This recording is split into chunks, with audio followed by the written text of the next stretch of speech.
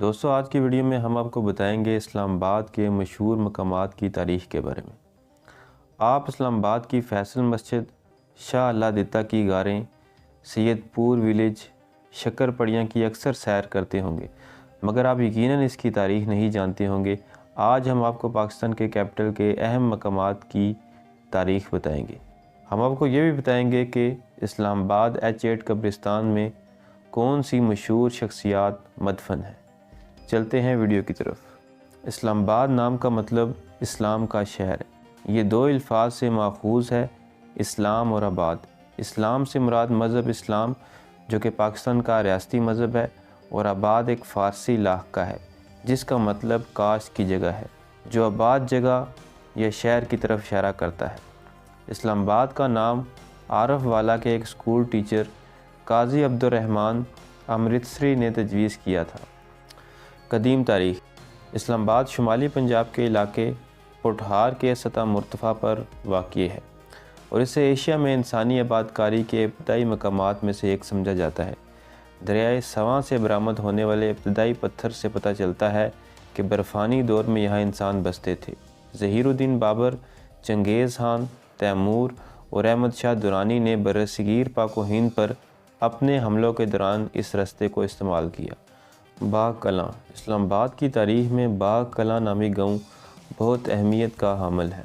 اسلام آباد کی شروعات اسی گاؤں سے ہوئی، اسے باغاں بھی کہا جاتا ہے۔ اسی گاؤں میں سیکٹر G6 آباد ہوا۔ یہاں اسلام آباد کا سب سے پہلا کمرشل زون تعمیر کیا گیا۔ سرکاری ملازمین کے لیے سب سے پہلے رہائشی کوارٹرز بھی اسی گاؤں میں تعمیر کیے گئے۔ ان ملازمین میں بڑی تعداد مشرقی پاکستان کے لوگوں کی تھی۔ ان میں سے عبدالواحد کے ہاں ایک بیٹی پیدا ہوئی۔ والدین نے بیٹی کا نام اپارا رکھا۔ CDA نے یہ مارکیٹ اسی سے منسوب کر دی جسے آج ہم اپارا مارکیٹ کہتے ہیں۔ انہی کوارٹرز میں اسلام آباد کا پہلا پولیس اسٹیشن اور پہلا بینک قائم کیا گیا۔ سیاحت۔ اب ہم آپ کو اسلام آباد کے مشہور مقامات کی تاریخ بتائیں گے۔ لوک ورثہ۔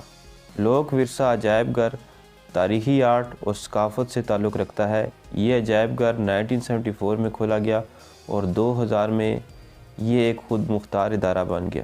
عجائب گھر کئی عمارتوں پر مشتمل ہے۔ یہ شکر پڑیاں کی پہاڑیوں اسلام آباد میں واقع ہے۔ فیصل مسجد۔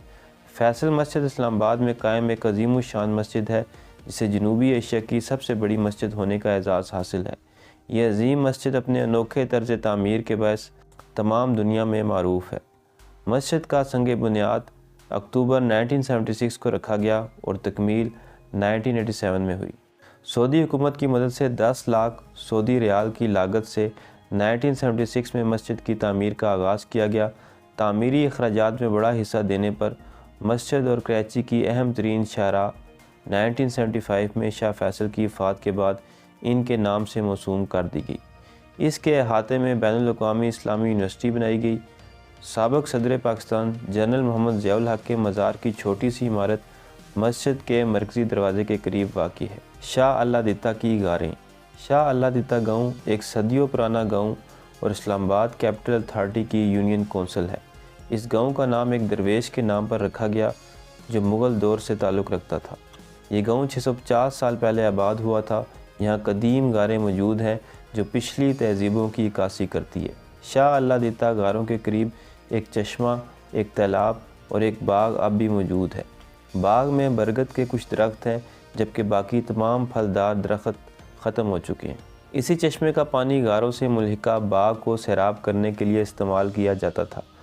مغلیہ دور میں جب ہندوستان عرب اور وسطی ایشیا سے نکلنے والے تصوف کا مرکز تھا، شاہ اللہ دتہ نامی ایک ولی نے اس باغ میں قیام کیا اور یہاں ان کی تدفین ہوئی۔ وہ جگہ جو پہلے سادھوؤں، راہبوں یا جوگیوں سے منسوب تھی، آج شاہ اللہ دتہ کے نام سے منسوب ہے۔ ان غاروں سے تھوڑے فاصلے پر کینتھیلا گاؤں میں ایک قدیم باولی بھی ہے جس کے بارے میں کہا جاتا ہے کہ اسے شیر شاہ سوری نے بنایا تھا۔ H8 قبرستان پاکستان کی اہم سیاسی، سماجی اور ادبی شخصیات کا مدفن۔ سیکٹر H8 زیرو پوائنٹ کے قبرستان میں ملک کی نامور شخصیات مدفون ہیں۔ ریکارڈ کے مطابق H8 زیرو پوائنٹ قبرستان میں جو اہم شخصیات مدفون ہیں ان میں محسن پاکستان ڈاکٹر عبدالقدیر کی قبر ہے جو 27 اپریل 1936 میں بھوپال میں پیدا ہوئے اور 10 اکتوبر 2021 کو اسلام آباد میں دفن ہوئے۔ مولانا کوثر نیازی 1934 میں پیدا ہوئے اور 1994 میں فوت ہوئے۔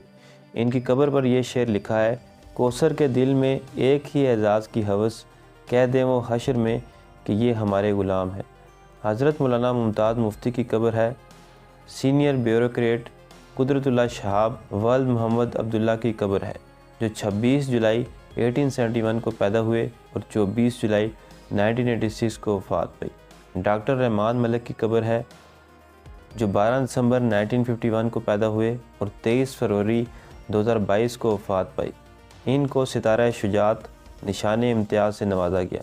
وہ سابق وزیر داخلہ کے عہدے پر فائز رہے۔ ان کی قبر پر یہ شعر لکھا ہے: ایک عمر سے عادت ہے تیرے شام و سحر کی، اب کون تیری یاد کے معمول کو بلائے۔ نوجوان نسل کی مشہور شاعرہ پروین شاکر بنت سید شاکر حسین کی قبر ہے، جو 24 نومبر 1954 کو پیدا ہوئی اور 26 دسمبر 1994 کو وفات پائی۔ ان کی قبر پر ان کا شعری مجموعہ خوشبو لکھا ہے۔ اور شاعر احمد فراز کی قبر ہے، وہ 12 جنوری کو ہارٹ میں پیدا ہوئے اور 25 اگست 2008 اسلام آباد میں وفات پائی۔ مسعود ملک کی قبر ہے، جو 1935 میں پیدا ہوئے اور 2006 میں وفات پائی۔ ان کی قبر پر ان کا مشہور کلام لکھا ہے کہ وصل کی شب اتنی کالی آنکھوں میں کاجل ہوگا، ہم تم ہوں گے بادل ہوگا، رقص میں سارا جنگل ہوگا۔ شکر پڑیاں اسلام آباد پاکستان میں ایک پہاڑی اور ایک مقامی تفریحی مقام ہے۔ پارک 0 پوائنٹ انٹرچینج کے قریب واقع ہے۔ شکر پڑیاں کی تاریخ: شکر پڑیاں بھی ان 85 دیہات میں شامل تھا جو اسلام آباد کی تعمیر سے متاثر ہوئے۔ یہاں 200 سے زائد گھر تھے جو بالکل اس جگہ پر تھے جہاں آج لوک ورثہ موجود ہے۔ شکر پڑیاں کی آبادی: شکر پڑیاں میں گکھڑوں کی بگیال شاخ کے لوگ آباد تھے، جنہیں ملک بوگا کی اولاد بتایا جاتا ہے۔ گکھڑوں نے پوٹھار پر 750 سال حکمرانی کی۔ وجہ تسمیہ: اسلام آباد کی معروف تفریحی گاہ شکر پڑیاں کی وجہ تسمیہ کیا ہے؟ اس حوالے سے ایک روایت بیان کی جاتی ہے کہ بابا فرید گنج شکر یہاں ٹھہرے۔ ایک پٹھان تاجر گدھے پر بوری لاد کر جا رہا تھا۔ بابا فرید نے پوچھا، کیا لے جا رہے ہو؟ شکر کے اس تاجر نے اس خدشے سے کہ کہیں یہ بابا مجھ سے کھانے کو شکر نہ مانگ لے، جواب دیا کہ نمک ہے۔ بابا فرید نے کہا، اچھا نمک ہی ہوگا۔ جب وہ تاجر اپنی دکان پر گیا اور بوری کھولی تو دیکھا کہ اس میں شکر کی جگہ نمک ہے۔ چونکہ شکر نمک سے کہیں زیادہ مہنگی تھی، اس لیے وہ دوڑتا ہوا بابا کے پاس آیا اور کہا کہ بابا بوری میں تو شکر تھی۔ بابا نے شان بے نیازی سے کہا، اچھا شکر ہی ہوگی۔ اس نے جا کر دیکھا تو واقعی شکر ہی تھی۔ اس نے ارد گرد یہ واقعہ مشہور کر دیا، جس کے بعد لوگ بابا فرید کی زیارت کو آنے لگے۔ بابا فرید کے نام سے ایک بیٹھک آج بھی 0 پوائنٹ کے بالکل ساتھ موجود ہے، جس پر سبز رنگ کے جھنڈے لٹکے ہوئے ہیں۔